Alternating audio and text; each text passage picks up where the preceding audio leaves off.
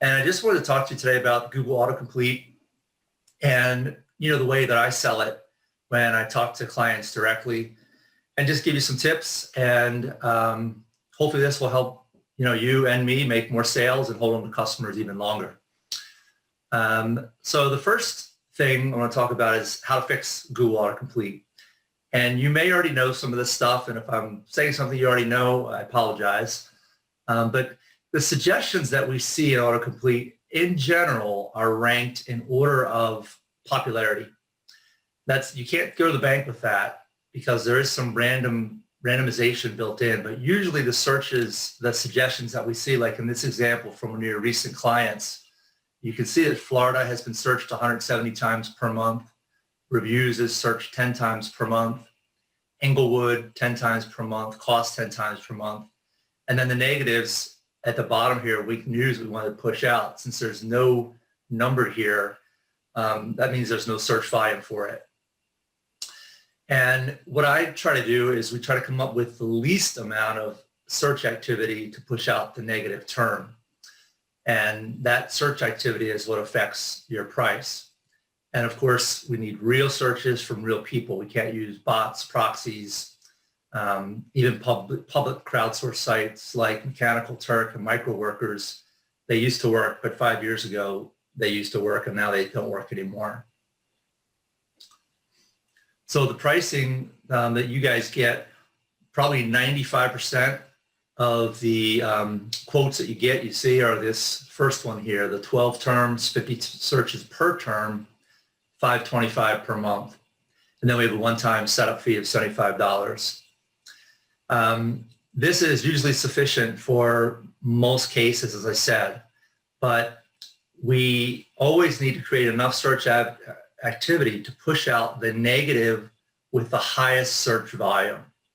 So you might have 3 negatives and 2 of them might be 0, and those are pretty easy to push out. But if the other one has like 40 searches a month, then we have to be more aggressive, and that is what costs more. So timeline guarantees. This is like the biggest thing that I tell clients when they come to me. I say, look, this is not a guaranteed fix because we don't control Google's algorithm. There are many engineers who are constantly updating the algorithm. As you probably know, Google doesn't like their stuff to be manipulated. And so they're always trying to do things to prevent the manipulation of the algorithm.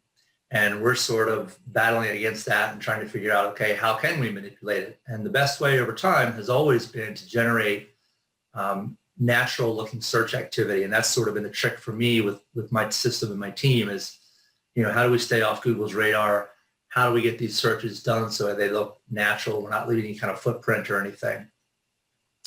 Low volume cases, which I define as, the negative has 20 searches or less per month. Usually the timeline is 3 months. Often will be faster than that, but I'm a pretty conservative guy. So I'd rather say, hey, it's going to take 2, 3, 4 months as opposed to, hey, we can fix this in 4 weeks and give good news rather than bad news. So the expectation is set properly. And then higher volume cases can be very unpredictable. If we have a negative with high search volume, 40 searches or more per month, I conservatively tell people 6+ months because they're really, really hard to fix, especially if there's multiple negatives with high search activity. And then in general, our success rates are 80%. I'm always watching and seeing, the success rates that we're having. Sometimes it's kind of weird. Some cases that we started like over the summer or June or July are not getting fixed as quickly as cases that we just started in August. And I believe that has to do with some footprint issues that we were having that I've addressed. But without getting too technical, I tell people, rule of thumb is we have a reliable fix 80% of the time. We can fix your autocomplete issue. So some upsells, you probably already know, but I'll just repeat that the related searches that appear at the bottom after you hit enter and perform the search for new panel homes, in this example, this is actually a different algorithm. And so we have a different instruction to attack the algorithm. With Google Autocomplete, generally what we're asking people to do is, go to Google, search for New Panel Homes Twitter or New Panel Homes Facebook, or whatever positive term. We have them make that search, click a search result, maybe spend some time on that page. And by doing that enough, that is what influences autocomplete.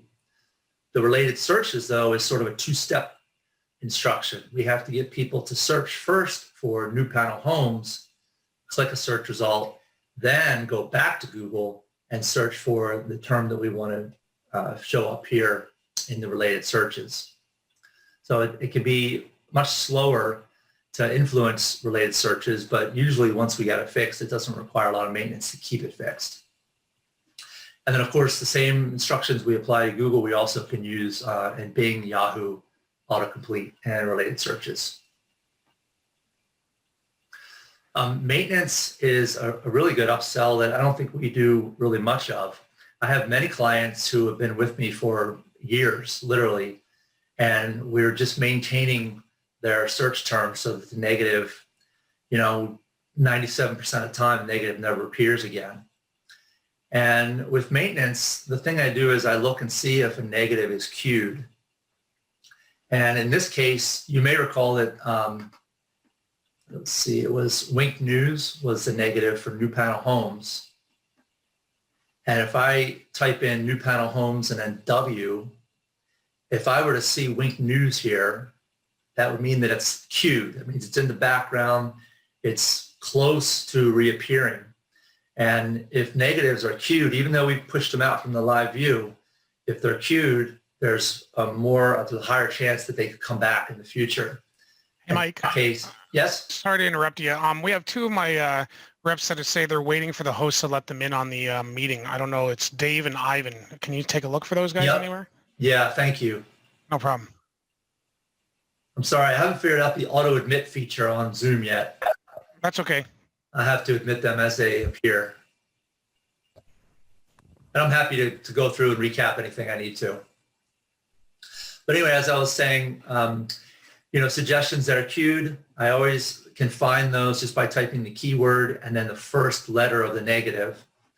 And if a suggestion is queued, it's more likely that it could come back in the future. When we do maintenance, usually it's at 50% of the cost. So we do 50% of the cost, 50% of the search activity, and usually that's enough to keep the negative out substantially.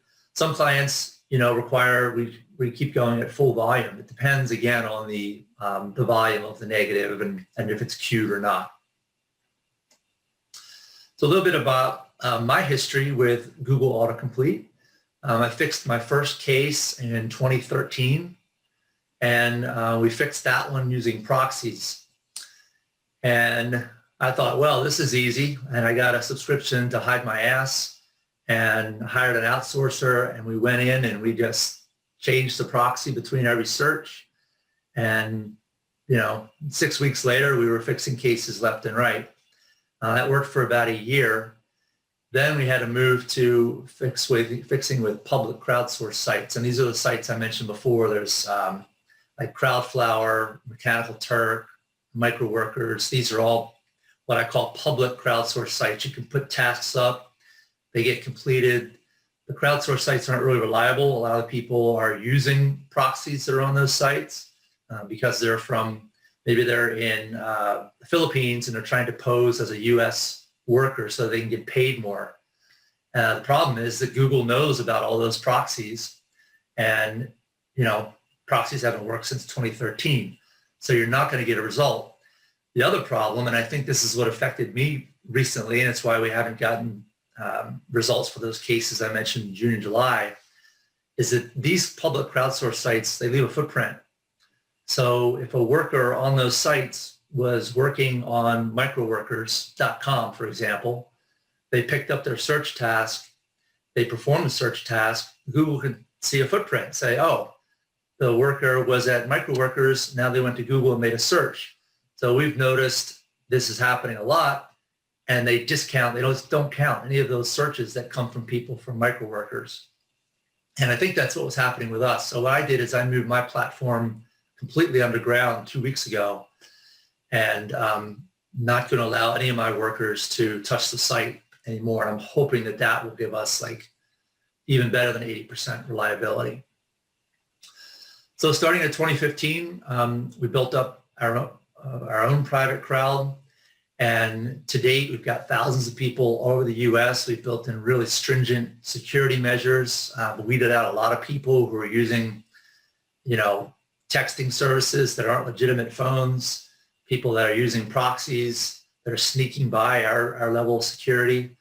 And actually, a lot of the people that we've hired, I actually will call myself personally and just make sure they're a real person.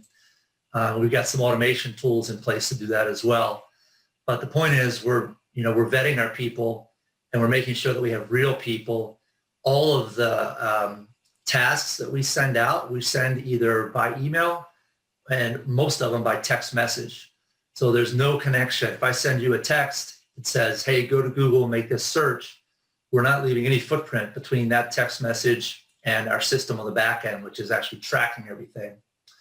So that's kind of how we do it. And like I said, when we went underground a couple of weeks ago, I'm hoping in the next couple of months we see that we're getting even better results. So that's kind of it for the presentation. Happy to go over anything else that's needed, and look forward to your questions. Yeah, I have a question, Mike. This is Nicola.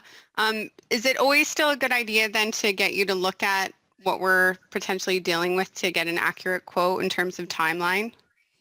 Or is there a way for us to check how many searches something has? Because I don't know how to do that. Yeah. So what I use is, I didn't even put it in the slide here. I'm sorry. I use a plugin called Keywords Everywhere. It's a Chrome plugin. And that is what pulls up these search activities. It's actually pulling data from Google's keyword planner. It's not a free tool. It used to be, but now it costs, God, I paid them $10 about a year and a half ago, and I get like 1 million searches. And to date, I still have like over 800,000, 87,000 credits left. So yeah, you get 100,000 searches for like $10.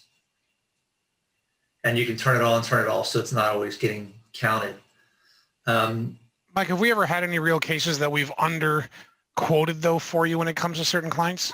No, you haven't. Usually by the time it gets to the customer service reps, they come to me and they ask for a quote. And I feel like at that point, you guys have already sold it and already closed it. Oh yeah. I give them the quote and they're like, yeah, okay, let's get started. And I'm like, they couldn't have gotten back from the client that quickly. I just want to make sure, because generally, yeah, for what we're charging, if we haven't ever had any issues, I don't think it's going to totally matter about this for us per se, because we usually go above and beyond your pricing. Yeah. Usually you're fine. I mean, obviously you want to make a buck as well. You don't want to quote something too low and then, break even on it. That's not the point. Of course. So yeah, to answer your question, Nicola, I mean, it really is up to you. Once you get a familiarity, I think between the keyword everywhere and then the price list that I gave you, you can price it yourself. I have had some clients where they'll say, well, I can't afford that. And I will go to a lower price point. And I tell them, I said, look, I'm basing this, you're paying me to get a result. And, I think that we need 50 searches, per term, per month in order to build enough equity to push out the negative. That doesn't mean that 50 is the magic number. I mean, sometimes 25 will do the job. I use 50 just to keep it simple. I know it's effective. We usually get a, pretty quick result. And so I hope that answers your question. Yeah, I think I was more not so much concerned about pricing, but time frame in terms of what the client should expect to have something corrected by when you're talking about like the 3 months, 6 months plus. Yeah, historically, Google used to update this algorithm every 2 weeks. And I would go in like clockwork approximately every 2 weeks and take a look and see all the clients are updated, they're getting fixed. Lately, I've been noticing that it's been happening a lot quicker than that. And, we've been getting cases fixed in as quick as 2 to 4 weeks. I'm not ready to tell people we can fix it that quickly because I don't know if Google's testing something. I don't know if they'll turn that off. I like to still tell people if it's a low volume case, I tell them 2 to 3 months just to be safe. Thanks. You bet. Mike, it's Roy here. Can you Hey, Roy. can you just quickly talk again about the difference in auto-suggest versus related searches and what you have to do to alter those? Yeah, so Google Autocomplete is, I call it a one-step instruction. And basically what I'm asking people on my team to do, I'll give them instruction, that says, go to Google, search for New Panel Homes Twitter, click on a search result, and then, tell me what you clicked on, or, click an individual tweet, for example. So the user is being asked to do one thing: go to Google, make a search, and engage with the search. For related searches, that algorithm is completely different, and it sort of is what it is. It says related searches to New Panel Homes.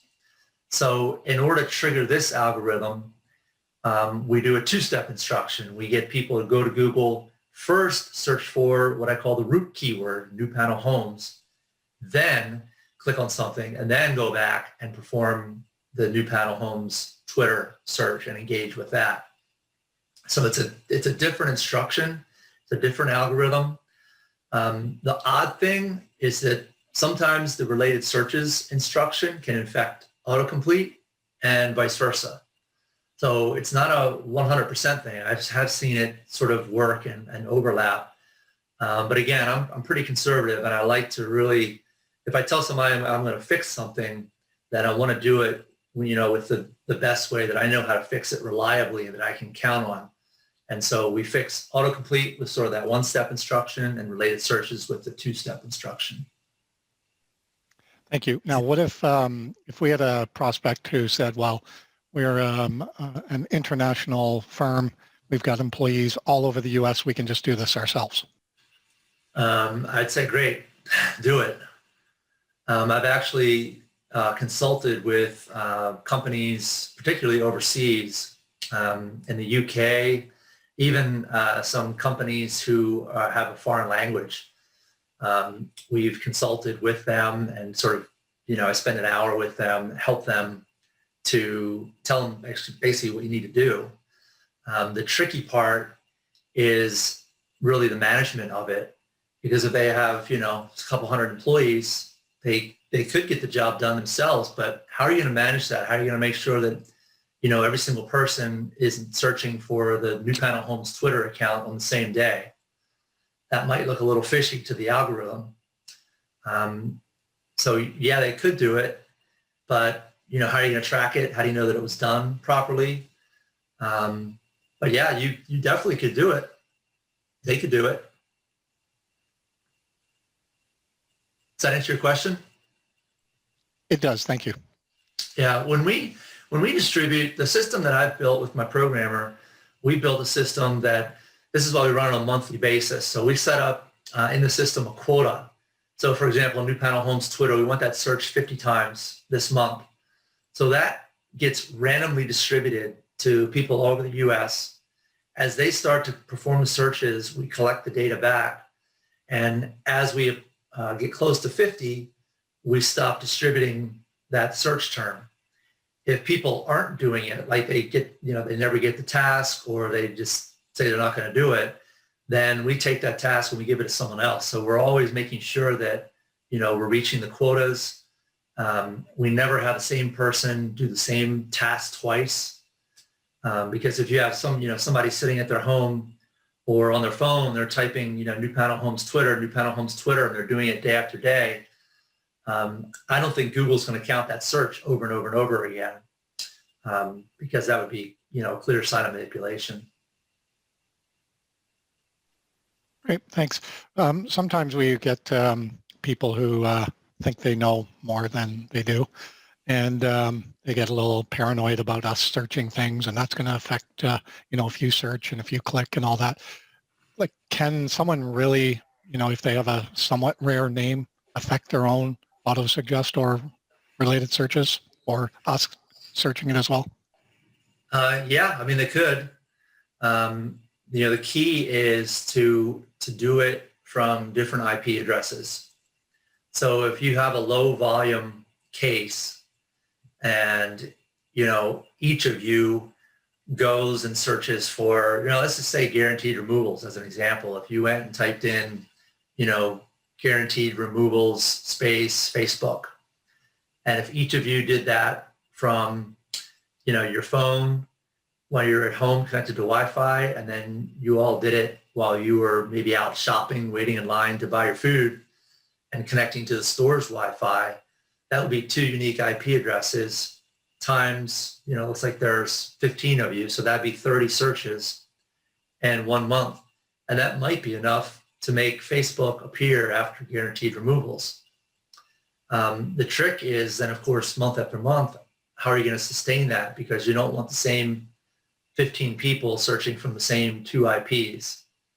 And so that's what you get with us. You get the randomness of, we've had in the last 30 days, 1,500 people have completed at least one task. And those people, some are working on their desktops at home. Most of them are on their mobile phones. So they're out and about all over the country performing the searches. But yeah, absolutely. I mean, I've influenced it myself just by every time I, go out to a bar or go to a restaurant or go shopping or go to the gym, connect to Wi-Fi, perform a search. And I've seen that it a low volume case can get corrected. One keyword, that's just one keyword. Of course, you're going to need 10 or 12 to push out a negative. Okay, thanks. I was thinking more along the other lines on the negative side, because some people will be afraid for us to search things. Or I had a guy yesterday who it seemed like he was consistently searching his name and criminal record, his name and arrest, his name and criminal history. And I was like, I wonder if he's going to affect that negatively himself. Yeah, I mean, it could. It definitely could. And I always recommend to people, look, if you have to Google yourself and click the negative, by all means, do it incognito mode so that Google won't count the searches. I know for a fact that incognito mode doesn't work because for a while back in the day, I thought we had to go to incognito to make our searches, and we found that we weren't getting results. And as soon as I turned that off, we started getting results again. So yeah, if anybody wants to, check and confirm and, see what their criminal record is or what's appearing, do it incognito. Great, thank you. You bet.